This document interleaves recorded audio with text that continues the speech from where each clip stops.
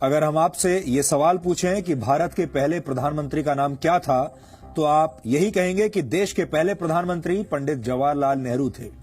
भारत के छोटे से छोटे स्कूल और बड़ी से बड़ी यूनिवर्सिटी के छात्र यही जवाब देंगे, क्योंकि बचपन से ही भारत में स्कूल की किताबों में यही इतिहास पढ़ाया गया है। आपकी कोई गलती नहीं है, लेकिन ये बात पूरी तरह सच नहीं है। सच ये है कि पंडित जवाहरलाल नेहरू से भी पहले भारत की पहली आजाद सरकार के पहले प्रधानमंत्री नेताजी सुभाष चंद्र बोस थे। शायद आपको इस बात पर यकीन नहीं होगा, लेकिन इसमें आपकी कोई गलती नहीं है।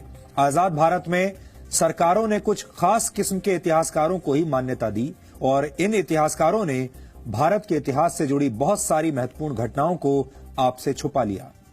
नेताजी सुभाष चंद्र बोस भारत की पहली आजाद सरकार के प्रधानमंत्री, विदेश मंत्री और रक्षा मंत्री थे, लेकिन यह बात कभी भी आपको बताई नहीं गई, न ही आपको पढ़ाई गई। भारत सरकार ने आज एक बहुत बड़ा फैसला लिया है। इसी महीने 21 अक्टूबर को भारत की पहली आजाद सरकार की 75वीं वर्षगांठ मनाई जाएगी। इस सरकार को आजाद हिंद सरकार कहा जाता है। यह सरकार 21 अक्टूबर 1943 को बनी थी और इसका अर्थ यह हुआ कि भारत की मौजूदा सरकार ने सुभाष चंद्र बोस द्वारा स्थापित आजाद हिंद सरकार को मान्यता दे दी है। इस मौके पर प्रधानमंत्री नरेंद्र मोदी लाल किले का दौरा करेंगे और वहां आजाद हिंद फौज संग्रहालय का उद्घाटन करेंगे। इसके अलावा इसी वर्ष 30 दिसंबर को प्रधानमंत्री मोदी अंडमान निकोबार जाएंगे, क्योंकि करीब 75 वर्ष पहले 30 दिसंबर 1943 को ही अंडमान निकोबार में पहली बार सुभाष चंद्र बोस ने तिरंगा फहराया था। ये तिरंगा आजाद हिंद फौज का था और ये भारतीय जमीन पर आजादी की पहली निशानी थी। मौजूदा सरकार ऐसा क्यों कर रही है, इसके पीछे की राजनीति क्या है, ये सब कुछ तो आपने दिन भर न्यूज चैनलों पर होने वाली डिबेट्स में सुन लिया होगा, लेकिन कोई ये बात नहीं कर रहा कि नेताजी सुभाष चंद्र बोस के योगदान को हमारे देश में कमतर क्यों माना गया। आजाद हिंद फौज और आजाद हिंद सरकार जैसी उपलब्धियों को किनारे क्यों लगा दिया गया। ये सवाल आज गहरे विश्लेषण की मांग कर रहे हैं।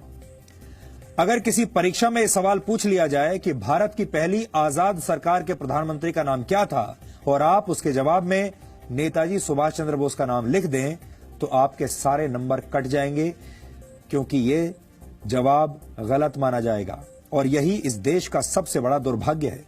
आजाद भारत के पहले प्रधानमंत्री जवाहरलाल नेहरू थे, लेकिन भारत की पहली आजाद सरकार के प्रधानमंत्री नेताजी सुभाष चंद्र बोस थे। ये फर्क आपको हमेशा याद रखना चाहिए और सुभाष चंद्र बोस को हमेशा उनके हिस्से का सम्मान देना चाहिए, ये मिलना ही चाहिए। भारत की पहली आजाद सरकार की स्थापना और उसकी घोषणा सुभाष चंद्र बोस ने 21 अक्टूबर 1943 को की थी।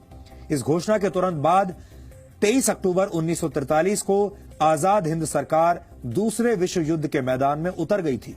आजाद हिंद सरकार के प्रधानमंत्री नेताजी सुभाष चंद्र बोस ने ब्रिटेन और अमेरिका के खिलाफ युद्ध का ऐलान कर दिया था। उस वक्त 9 देशों की सरकारों ने सुभाष चंद्र बोस की सरकार को अपनी मान्यता दी थी।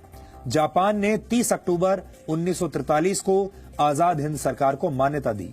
उसके बाद जर्मनी, फिलीपींस, थाईलैंड, मंचूरिया और क्रोएशिया ने भी आजाद हिंद सरकार को अपनी मान्यता दे दी। आजाद हिंद सरकार ने जापान सरकार के साथ मिलकर म्यांमार के रास्ते पूर्वोत्तर भारत में प्रवेश करने की योजना बनाई थी। सुभाष चंद्र बोस ने बर्मा की राजधानी रंगून को अपना हेडक्वार्टर बनाया और तब वहां जापान का कब्जा हुआ करता था। 18 मार्च 1944 को सुभाष चंद्र बोस की आजाद हिंद फौज ने भारत की धरती पर कदम रखा था और उस जगह को अब नागालैंड की राजधानी कोहिमा के नाम से जाना जाता है। आजाद हिंद फौज के शौर्य में कोई कमी नहीं थी, लेकिन 2 प्रमुख वजहों से सुभाष चंद्र बोस की आजाद हिंद फौज कोहिमा से आगे नहीं बढ़ पाई। पहली वजह यह थी कि यह युद्ध जंगलों में लड़ा जा रहा था और तब जुलाई का महीना था और भारी बारिश की वजह से सेना का आगे बढ़ना मुश्किल था। और दूसरी बड़ी वजह यह थी कि आजाद हिंद फौज के पास एयर सपोर्ट नहीं था। ब्रिटिश सेना के पास लड़ाकू विमान थे, जिनके सामने आजाद हिंद फौज के सैनिक मजबूर हो गए। अगस्त 1945 में जापान के हिरोशिमा और नागासाकी में अमेरिका ने परमाणु बम से हमला कर दिया, जिसके बाद जापान ने सरेंडर कर दिया और ये सुभाष चंद्र बोस के लिए एक बहुत बड़ा झटका था। अमेरिका और ब्रिटेन ने दूसरा विश्व युद्ध जीत लिया, लेकिन नेताजी सुभाष चंद्र बोस ने हिम्मत तब भी नहीं हारी। नेताजी आजादी के नए मिशन पर निकले थे, लेकिन यह कहा जाता है कि 18 अगस्त 1945 को ताइवान में हुए एक विमान हादसे में उनकी मृत्यु हो गई। हालांकि उनकी मृत्यु आज भी एक रहस्य है। भारत की पहली आजाद सरकार के पहले प्रधानमंत्री नेताजी सुभाष चंद्र बोस इस घटना के बाद इतिहास के पन्नों में कहीं खो गए। यहां आजाद हिंद सरकार के बारे में भी आपको कुछ बातें जरूर जाननी चाहिए।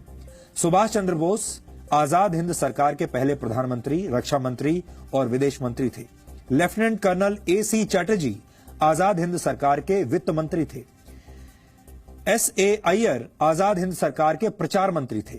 रास बिहारी बोस को आजाद हिंद सरकार का सलाहकार बनाया गया था और इस सरकार की स्थापना करते वक्त नेताजी सुभाष चंद्र बोस ने यह शपथ ली थी कि ईश्वर के नाम पर मैं ये पवित्र शपथ लेता हूं कि भारत और उसके 38 करोड़ लोगों को आजाद करवाऊंगा। ये उनकी शपथ थी। आजाद हिंद सरकार ने यह तय किया था कि तिरंगा झंडा भारत का राष्ट्रीय ध्वज होगा। विश्व प्रसिद्ध साहित्यकार रविंद्रनाथ टैगोर का जन गण मन भारत का राष्ट्रगान होगा और लोग एक दूसरे से अभिवादन के लिए जय हिंद का प्रयोग करेंगे। नेताजी सुभाष चंद्र बोस की कथित मृत्यु के बाद भी ब्रिटेन और अमेरिका की खुफिया एजेंसियां पूरी दुनिया में उनकी तलाश करती रहीं। ये वो दौर था जब अहिंसा के पुजारियों पर लाठियां बरसाना अंग्रेजों का बहुत प्रिय शौक था, लेकिन सुभाष चंद्र बोस ने खून का बदला खून से लेने की नीति पर काम किया। ये सुभाष चंद्र बोस द्वारा छेड़ा गया रक्त रंजित संग्राम था, जिसमें अंग्रेजों की सेना के 45,000 से ज्यादा सैनिकों की मौत हुई थी। बर्मा की जंग में अंग्रेजों की सेना सुभाष चंद्र बोस के चक्रव्यूह में इस तरह फंसी कि ब्रिटिश सेना के 10,000 से ज्यादा सैनिक बीमारियों का शिकार हो गए थे।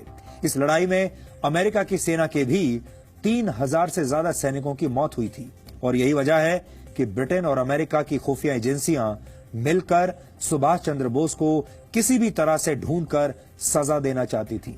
अंग्रेजों ने उन पर हजारों अंग्रेज सैनिकों की हत्या के आरोप लगाए, लेकिन ये आरोप सुभाष चंद्र बोस के लिए किसी मेडल से कम नहीं थे। भारत में लाखों लोगों की हत्या करने वाले अंग्रेजों को सुभाष चंद्र बोस ने यह बता दिया था कि अहिंसा और शांति भारत की कमजोरी नहीं, भारत को हथियारों से जवाब देना भी उतना ही अच्छी तरीके से आता है।